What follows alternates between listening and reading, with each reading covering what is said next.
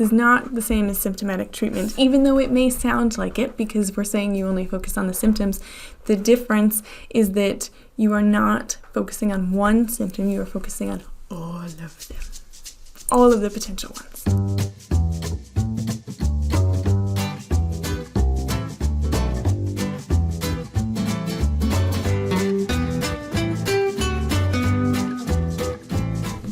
Hey guys, it's Brittany. So today I'm going to go over the 7th and 8th aphorism of the organon.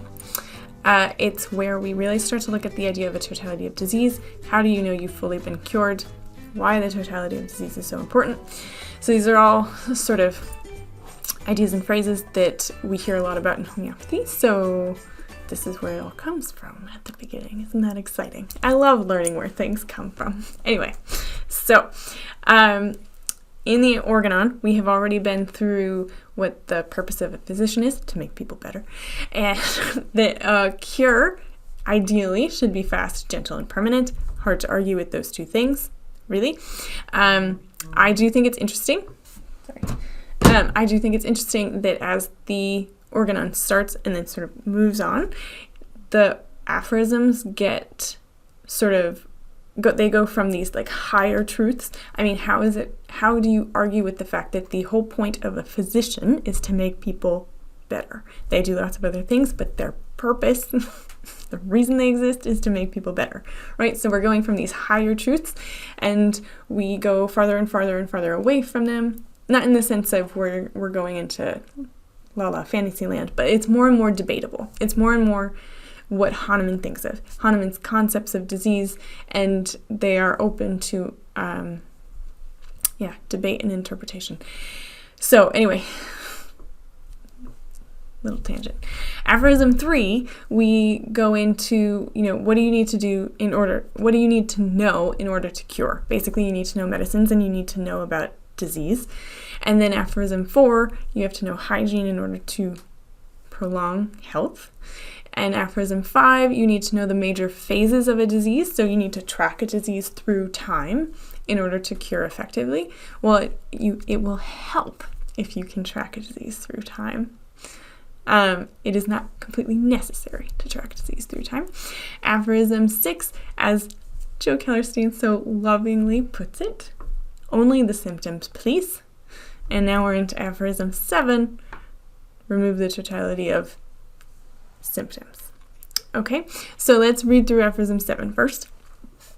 Now, as in a disease from which no manifest exciting or maintaining cause, also known causa occasionalis, has to be removed, we can perceive nothing but the morbid symptoms. It must, regard being had to the possibility of a miasm, and attention paid to the accessory circumstances, this is aphorism 5, be the symptoms alone by which the disease demands and points to the remedy suited to relieve it, and, moreover, the totality of these symptoms, of this outwardly reflected picture of the internal essence of disease, that is, of the affection of the vital force, must be the principal or the sole means whereby the disease can make known what remedy it requires. The only thing that can determine the choice of most appropriate remedy, and thus, in a word, the totality of the symptoms must be the principal, indeed the only thing the physician has to take note of in every case of disease and to remove by means of his art, in order that it shall be cured and transformed into health. So in other words, if you want to make somebody better, the only thing you need to be paying attention to is all of the symptoms and whether or not they're being removed or not. Right? Obviously, there's a lot that you could sort of go into in that statement, but I think as a philosophical ideal, yes, the only thing you need to do to cure somebody is to remove all their symptoms. It's sort of that's what a cure is, right?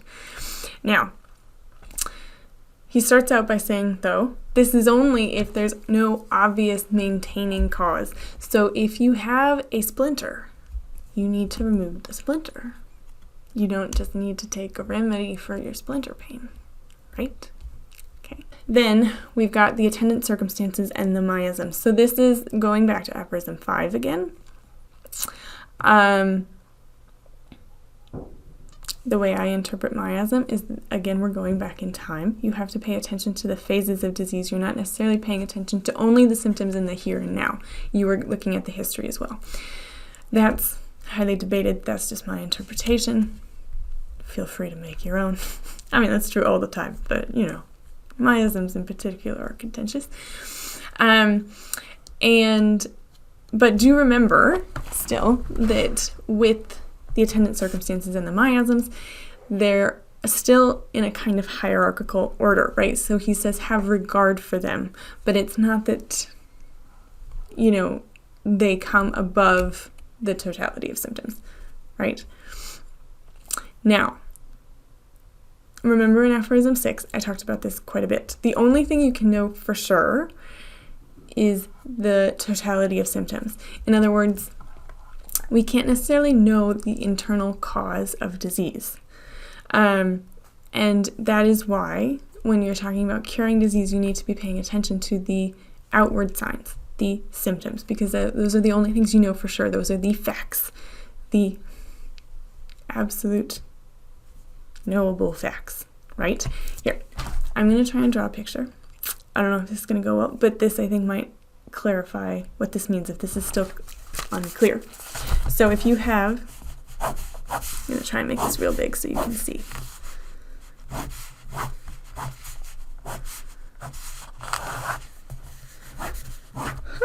I'm so not an artist. You've got your little person here. Okay, little person. Now,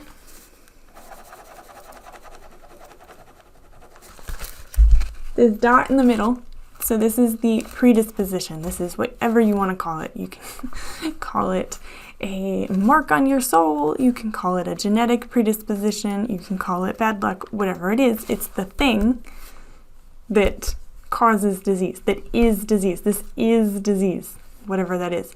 Okay. Later he talks about, that the vital force is disease, that it's like the vital force has like this mark on it. Whatever. This is that. Now in Aphorism 6 he talks a bit about how you can never ever know this for sure. What we can know is the signs that this thing creates. So let's say this thing sends off a little rash on your arm. But the rash was caused by this unknowable thing in here. And then maybe let's say you get some hip pain. Oh, hip pain. Right? Okay? This little thing sends off hip pain. Now the only thing you can know absolutely for sure is the hip pain and the skin rash. But you don't know what this is still. Right? Right? Okay? So the whole point is that you need to focus on what you can absolutely know for sure. And you need to get as many of those things as possible. The whole totality of disease. Okay? And then you need to remove all of those. We're not doing symptomatic treatment. So the second footnote in this, Aphorism 7, is that this is not the same as symptomatic treatment, even though it may sound like it, because we're saying you only focus on the symptoms. The difference is that you are not focusing on one symptom, you are focusing on all of them. All of the potential ones. This idea is continued in Aphorism 8. So let's read Aphorism 8 before I keep going.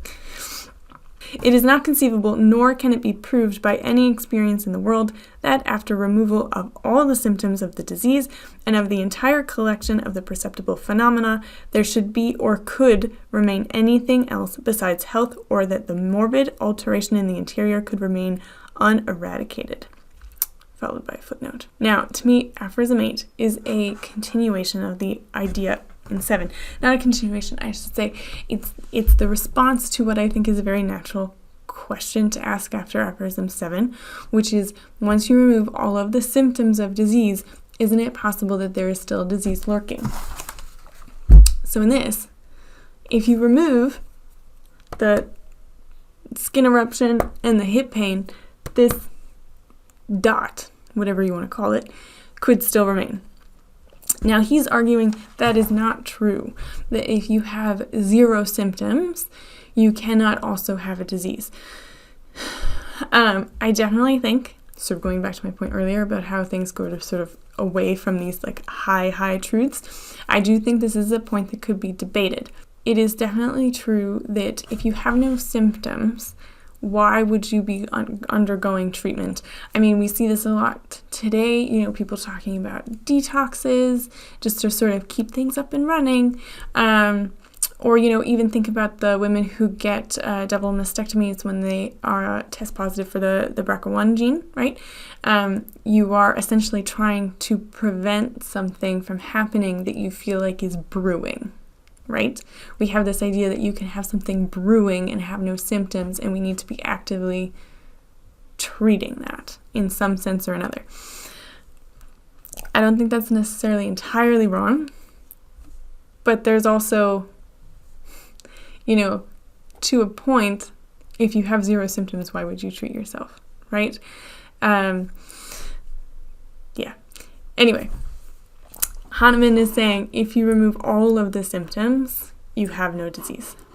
Okay, so then the last thing I want to point out, this is particularly true with Aphorism 7, that all of this is in service of finding a correct remedy and making people well.